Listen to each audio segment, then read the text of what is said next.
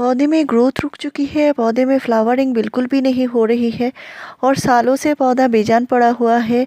इस तरह के पौधे में भी आप फ्लावरिंग ज़्यादा से ज़्यादा ले सकते हैं। प्लांट में ज़्यादा से ज़्यादा ग्रोथ होगी, जो फूल आएंगे बड़े साइज़ के फूल आएंगे, पत्ते भी बड़े साइज़ के आएंगे और सालों से रुकी हुई ग्रोथ फिर से शुरू होगी। और इसके लिए दो मैजिकल खाद के बारे में बताऊंगी। तो आप चाहते हैं आपके गुड़हल में इस तरह कलियों से भरी रहे और प्लांट साल भर फ्लावरिंग करता रहे। और अभी जो विंटर टाइम है, इस टाइम में भी प्लांट में बहुत बढ़िया से फ्लावरिंग हो रही है, क्योंकि जो हाइब्रिड गुड़हल होते हैं बहुत ही बढ़िया से अभी फ्लावरिंग करते हैं। तो आपके गुलाब के पौधे में नए शूट अच्छे से नहीं आ रहे हैं और कलियां भी नहीं बन रही हैं, तो इसके लिए भी ये खाद दे सकते हैं। साथ में मैं ये बताऊंगी, आपने अगर कोई भी विंटर फ्लावरिंग प्लांट लगाए हैं या वेजिटेबल प्लांट लगाए हैं, सभी में दे सकते हैं। इस तरह के दो खाद के बारे में बताऊंगी। और एक होगा बूस्टर खाद, जिससे प्लांट बहुत बढ़िया से फ्लावरिंग करने को बूस्ट होगा। दूसरा होगा फ्लावरिंग के लिए, जो प्लांट में बहुत अच्छे से कलियाँ बनेंगी और प्लांट जो है भर भर के कलियाँ बनाएगा। प्लांट में अच्छे से जो फ्लावर आएंगे, कलियाँ आएंगे, वो अच्छे से खिलेंगे भी। विंटर टाइम में क्या होता है, जो सनलाइट है बहुत ही ज़्यादा कम हो जाती है। इसके वजह से प्लांट में जो है फोटोसिंथेसिस जो सिस्टम होती है वो थोड़ी सी स्लो हो जाती है। इसके वजह से प्लांट में कलियाँ भी कम आती है, प्लांट में जो ग्रोथ है वो भी रुक जाती है। तो प्लांट को ऐसी जगह रखना है जहाँ पे अच्छे से प्लांट को धूप लगे। और अभी विंटर टाइम है और विंटर टाइम में जो फ्लावरिंग के करने वाले प्लांट होते हैं, इनको ज़्यादा धूप की ज़रूरत पड़ती है और ज़्यादा फर्टिलाइज़र की भी ज़रूरत पड़ती है। इसलिए मैंने दो बूस्टर खाद के बारे में बताया है। तो मेरे चैनल में आपको ऑर्गेनिक फर्टिलाइज़र के ऊपर 340 से ज़्यादा वीडियोस मिल जाएंगी। इनसे भी आप प्लांट में बहुत बढ़िया फ्लावरिंग ले सकते हैं। और आप अपने जितने सारे फ्लावरिंग प्लांट हैं, फ्रूटिंग प्लांट है, वेजिटेबल प्लांट है, इन सभी प्लांट को ऐसी जगह रखिए जहाँ पे अच्छे से धूप लगे, क्योंकि धूप जो होती है अभी बहुत ही विंटर में कम हो जाती है। तो इसके लिए ऐसी जगह रखना है जहाँ पे जितने टाइम लगे, 4 से 5 घंटे का धूप कम से कम पौधे को मिलनी चाहिए, तो ही प्लांट में अच्छे से अच्छी कलियाँ भी बनेंगी। और प्लांट में जो कलियाँ आती है उनको खिलने के लिए भी ताकत की ज़रूरत है। तो ये जो फर्टिलाइज़र बताऊंगी मैं, इस फर्टिलाइज़र को आपको कंटिन्यू करना पड़ेगा। और प्लांट में जो मैं फर्टिलाइज़र डालती रहती हूँ, उनको मैं बदल बदल के डालती हूँ, ताकि पौधे को पूरा न्यूट्रिशन मिले। और इसी वजह से मेरे प्लांट हमेशा से फ्लावरिंग करते हैं और अच्छी फ्लावरिंग मैं अपने प्लांट से लेती हूँ।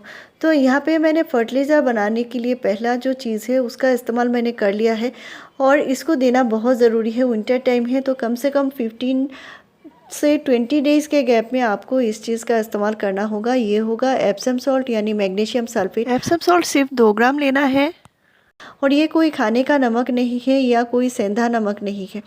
दूसरा चीज़ है ये प्याज के छिलके का फर्टिलाइज़र, और इसको मैं जार में इस तरह बहुत बढ़िया से बनाकर रख देती हूँ। ये ख़राब बिल्कुल नहीं होता, कोई स्मेल भी नहीं आती इसमें से। और प्याज का छिलका जो है, इसमें भरपूर मात्रा में न्यूट्रिशन होता है। आपके पौधे की पत्तियाँ भी लश ग्रीन बनेंगे, पौधे हमेशा स्वस्थ रहेंगे। और प्याज के छिलके से प्लांट में गुच्छों में कलियाँ बनेंगी। और इस छिलके का जो फर्टिलाइज़र है, इसको आप साल भर इस्तेमाल कर सकते हैं। तो इस प्याज के छिलके का फर्टिलाइज़र आप यूज़ करते हैं तो पौधे में कभी भी पोटाश देने की ज़रूरत नहीं पड़ेगी। तो यहाँ पे मैंने 2 लीटर का जार लिया है और 2 लीटर पानी भर के रखा हुआ है। तो यहाँ पे जो मैं प्याज डाल रही हूँ, कम से कम 1 कटोरी प्याज आपको जो छिलका है इनको लेना है। तो आपको इस तरह जार में भरकर बनाने से फ़ायदा ये है, आपका ये ख़राब बिल्कुल नहीं होगा और आप बहुत दिनों तक इस्तेमाल कर सकेंगे। तो यहाँ पे मैं गुड़ ले रही हूँ, गुड़ से ये बहुत अच्छे से फार्मेंट हो जाएगी। और सिर्फ हाफ़ टी स्पून गुड़ लिया है, तो इसमें कोई मिठास नहीं रहेगी। तो इसको बनने के लिए कम से कम 3 दिन तक रखना है और जार के ढक्कन लगाकर किसी भी छायादार जगह पे रखना है, तो बहुत आसानी से ये बन जाती है। और मैं इस तरह जार में अलग अलग तरह के फर्टिलाइज़र बनाकर रख देती हूँ और इसे बहुत ही आसानी होती है पौधे में जब भी ज़रूरत पड़ती है मैं पौधे में डालती रहती हूँ। और कम से कम ये जो लिक्विड फर्टिलाइज़र होते हैं, 7 से 10 दिन के गैप में आपको पौधे में ज़रूर देना होगा। तो यहाँ पे मैंने 1 कप फर्टिलाइज़र लिया है। यहाँ पे आधे लीटर पानी में मैंने अच्छे से डिज़ोल्व कर लिया है और यहाँ पे मैंने एप्सम सॉल्ट भी मिलाया है। तो एप्सम सॉल्ट जो होती है मिट्टी को बहुत अच्छे से न्यूट्रिशन देती है, पौधे में बहुत ज़्यादा ताकत देती है, नए ग्रोथ लाती है और पौधे में जो कलियां आती हैं, बड़े साइज़ के फूल आते हैं। पत्ते छोटे हो चुके हैं तो पत्ते भी बड़े साइज़ के आएंगे। तो इस तरह आप मिट्टी में डायरेक्ट डाल सकते हैं, नहीं तो आप पौधे के ऊपर स्प्रे भी कर सकते हैं। तो स्प्रे करने के लिए सबसे पहले आप 1 लीटर पानी में सिर्फ 2 ग्राम देना है, यानी हाफ टी स्पून से भी कम। तो एप्सम सॉल्ट प्लांट की जो पत्ती है इनको बहुत ज़्यादा लश ग्रीन बनाएंगे। पौधे के जो पत्ते होते हैं वो लाइट ग्रीन कलर के अक्सर हो जाते हैं और इसमें क्लोरोफिल की कमी हो जाती है। तो ये जो एप्सम सॉल्ट है या मैग्नीशियम सल्फेट है, ये प्लांट की पत्ती को बहुत ज़्यादा लश ग्रीन बनाती है, हेल्दी बनाती है। तो प्लांट की रुकी ग्रोथ को फिर से शुरू करने के लिए इसको ज़रूर दीजिए। तो आपके गुलाब में आप देख पाएंगे 1 वीक के अंदर ही नए नए फुटाव आना शुरू हो जाएंगे। हिबिस्कस में भी ऐसा ही होगा और प्लांट में जितने सारे नए ग्रोथ आएंगे, प्लांट में बहुत जल्दी से कलियाँ भी बनेंगी। और आपने अगर प्लांट को लगाया होगा, बहुत दिनों से एक ही पॉट में लगा हुआ है, तो जो पॉट की जो मिट्टी है इसको हल्की गुड़ाई करके इसमें थोड़ी सी नई मिट्टी और कंपोस्ट ज़रूर ऐड कीजिए।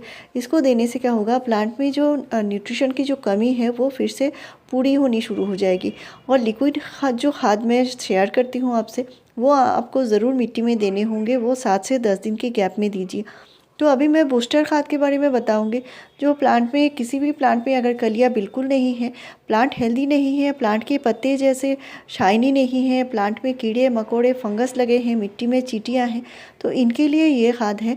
और इस तरह प्लांट में हर एक डाली पे आपको नए नए जो ग्रोथ है उसके साथ साथ नए कलियाँ भी दिखने को मिलेंगी।